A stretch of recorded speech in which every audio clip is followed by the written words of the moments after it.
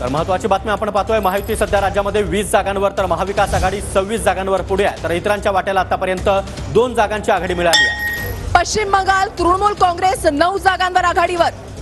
तर पश्चिम बंगालमध्ये तृणमूल काँग्रेस ही 9 जागांवर आघाडीवर आहे। ममता बनर्जी यांच्यासाठी उज्ज्वल निकम 8400 जागांवर आघाडीवर। उज्ज्वल निकम 8400 मतांनी सध्या आघाडीवर आहेत। वर्षा गायकवाड यांच्यासाठी हा मोठा धक्का। तर आतापर्यंतच्या कालांमध्ये तृणमूल आणि भाजपमध्ये काटेकी टक्कर पाहायला मिळते। भाजप सध्या 19 तर तृणमूलचे उमेदवार 22 जागांवर सध्या पुढे आहेत। नरेश म्हस्के 6730 मतांनी आघाडीवर। ठाण्यामध्ये नरेश म्हस्के आघाडीवर। राजन विचारे यांच्यासाठी एक मोठा धक्का। नरेश म्हस्के आता ठाण्यामधून आघाडीवर। कल्याणमध्ये श्रीकांत शिंदे यांनी 14294 मतांची आघाडी घेतली। धैर्यशील माने 1448 मतांनी आघाडीवर।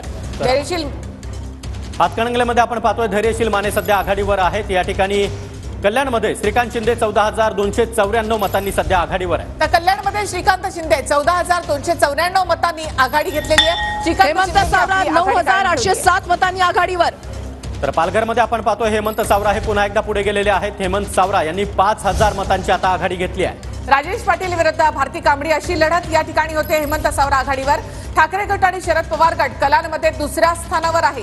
ठाकरे गटाला 9 आणि पवार गटाला 9 जागा या ठिकाणी 9 जागांवर आघाडी मिळालेली आहे।